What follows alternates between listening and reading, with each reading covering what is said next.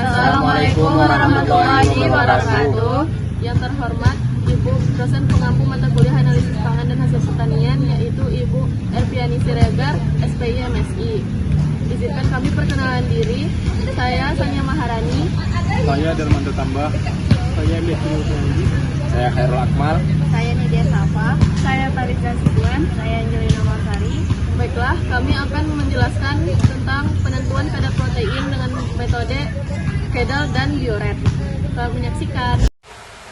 Materi pertama itu protein. Protein adalah makromolekul polipeptida yang tersusun dari sejumlah asam amino yang dihubungkan oleh ikatan peptida. Suatu molekul protein disusun oleh sejumlah asam amino dengan susunan tertentu dan bersifat turunan. Asam amino terdiri dari unsur-unsur karbon, oksigen, hidrogen, dan nitrogen. Unsur nitrogen adalah unsur utama protein sebanyak 16% dari berat protein. Molekul protein juga mengandung fosfor, belerang, dan ada jenis protein yang mengandung unsur logam seperti tembaga dan besi. Lalu ada struktur protein. Struktur protein adalah molekul protein yang terbentuk melalui penggulungan rantai asam amino. Struktur protein terbagi menjadi 4. Yang pertama itu ada struktur primer, yang kedua ada struktur sekunder, yang ketiga ada struktur tersier, dan yang keempat ada struktur kuartener. Lalu yang pertama itu ada struktur primer, yaitu merupakan urutan linear asam amino yang dihubungkan oleh ikatan peptida. Lalu yang kedua itu ada struktur sekunder, yaitu interaksi antara asam amino yang berdekatan melalui ikatan hidrogen membentuk pola berulang. Lalu yang ketiga itu ada struktur tersier, yaitu bentuk 3 dimensi keseluruhan di rantai polipeptida tunggal. Struktur tersier dibentuk oleh interaksi hidrofobik, ikatan sulfida, ikatan hidrogen, dan interaksi ionik antara kelompok samping asam amino. Lalu yang keempat itu ada struktur kuartener. Struktur ini melibatkan beberapa rantai polipeptida yang berinteraksi membentuk kompleks protein. Contohnya itu hemoglobin yang terdiri dari 4 subunit polipeptida. Lalu ada fungsi protein, yaitu yang pertama membentuk jaringan dalam masa pertumbuhan dan perkembangan tubuh. Yang kedua ada memelihara jaringan tubuh, memperbaiki serta mengganti jaringan yang rusak atau mati. Lalu yang ketiga menyediakan asam amino yang diperlukan untuk membentuk enzim pencernaan dan metabolisme serta antibodi yang diperlukan. Lalu yang keempat mengatur keseimbangan air yang terdapat dalam 3 komponen, yaitu intraseluler, ekstraseluler atau intraseluler, dan intravaskular. Materi selanjutnya yaitu pengertian dan sejarah metode Kedel. Metode Kedel merupakan metode analisis kuantitatif penentuan nitrogen yang dikembangkan pada tahun 1883 oleh Johan Kedel dari Denmark. Metode Kedel ini mengalami perkembangan pada proses destruksi. Pada awalnya hanya menggunakan H2SO4 saja, sehingga membutuhkan waktu destruksi yang cukup lama, dan akhirnya dikembangkanlah katalis untuk mempercepat laju destruksi dengan menggunakan reagen selenium, merkuri, titanium, dan tembaga. Lalu apa itu metode Kedel? Metode Kedel yaitu metode yang digunakan untuk menganalisis sampel yang mengandung protein, asam amino, dan senyawa mengandung nitrogen. Baiklah, untuk prinsip metode Kedel ini melalui 3 tahap, yaitu tahap destruksi, destilasi, dan titrasi. Prinsip dari metode Kedel adalah senyawa organik oleh asam sulfat untuk membentuk karbon dan air, serta pelepasan nitrogen dalam bentuk amonia. Amonia yang terdapat dalam asam sulfat berbentuk amonium sulfat, sedangkan karbon dioksida dan air akan terpisah oleh proses destilasi. Terakhir, pada tahapan titrasi berfungsi sebagai langkah terakhir untuk mengukur jumlah nitrogen dalam sampel yang kemudian dapat dikonversi menjadi kadar protein.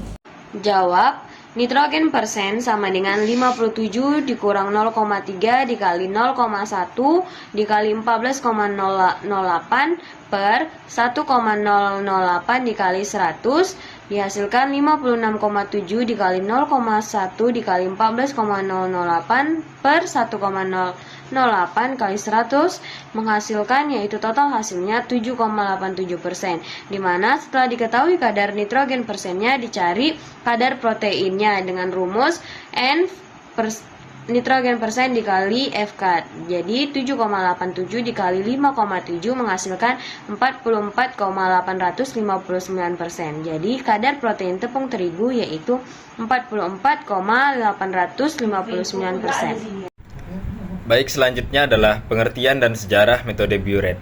Jadi uji Biuret juga dikenal sebagai uji Piotrowski, adalah metode kimia untuk mendeteksi ikatan peptida yang ada dalam protein.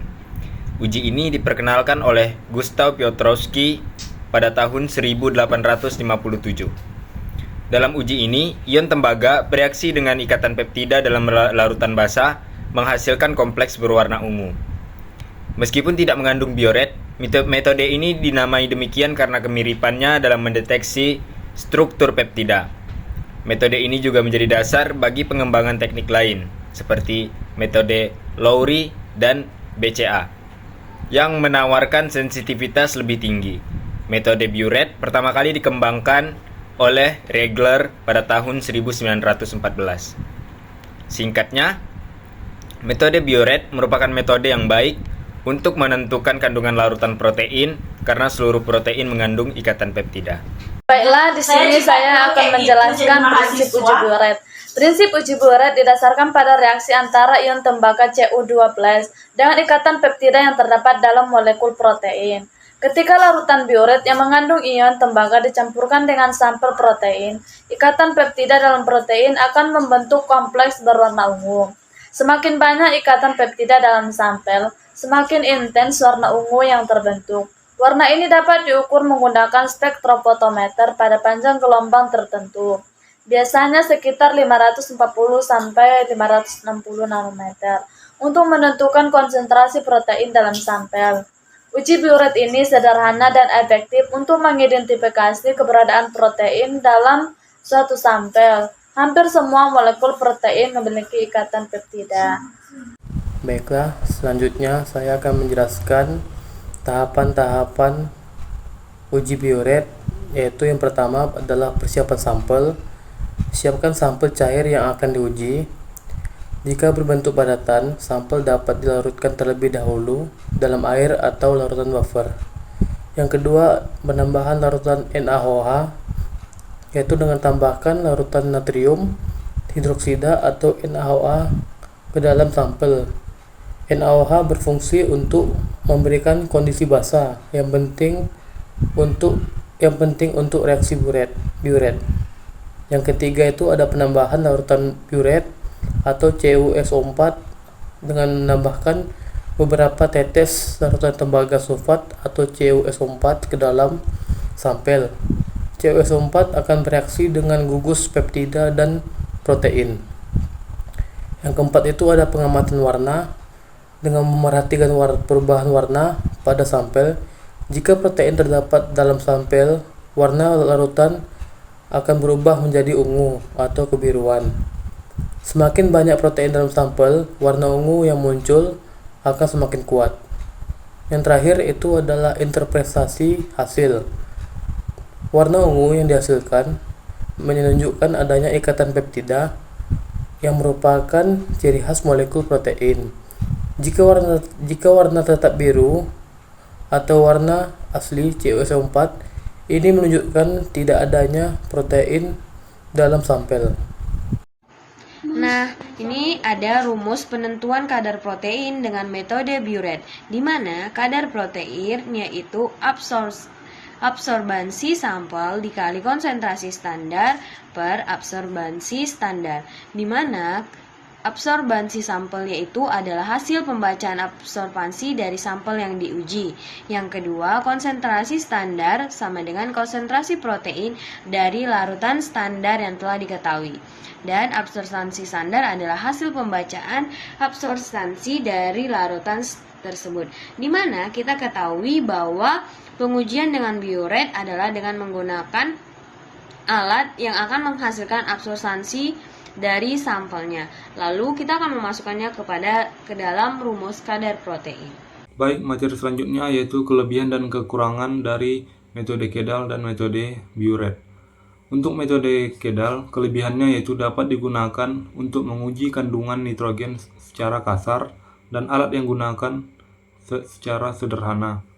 Kekurangannya yaitu prosesnya membutuhkan waktu yang lama, dan ketika ada senyawa lain seperti yaitu purina, pirimidina, vitamin-vitamin, asam amino besar, dan kreatina yang mengandung gugus nitrogen, maka akan terdeteksi sebagai kadar protein. Nah, untuk metode Biuret, kelebihannya yaitu lebih murah dibandingkan dengan metode Kedal, dan waktu analisis protein yang lebih singkat. Selain itu, metode Biuret memiliki persentase pengaruh zat lain sangat sedikit dari metode Kedal tersebut, dan tidak mendeteksi nitrogen dari sumber non-protein. Lalu kekurangannya yaitu hanya dapat digunakan pada sampel berupa larutan. Baiklah, kesimpulan yang kami dapatkan dari materi ini yaitu metode Kedal dan Biuret adalah dua teknik yang digunakan untuk penetapan kadar protein dengan prinsip yang berbeda. Pertama, metode Kedal mengukur kandungan nitrogen total dalam sampel dan mengkonversikannya menjadi kadar protein, sehingga cocok untuk analisis kuantitatif yang akurat pada berbagai jenis sampel, termasuk protein yang telah terdenaturasi. Yang kedua yaitu metode Biuret, yang dapat mendeteksi ikatan peptida dalam protein dan mengukur kadar protein berdasarkan pembentukan kompleks berwarna. Meskipun metode Biuret lebih sederhana dan cepat, tetapi sensitivitasnya lebih rendah dibandingkan metode Kedal. Sekian dari materi yang telah kami jelaskan. Kami selaku kelompok 1 mohon maaf apabila ada kesalahan dan kekurangan dalam menjelaskan materi. Wabillahi taufiq wal hidayah. Wassalamualaikum warahmatullahi wabarakatuh.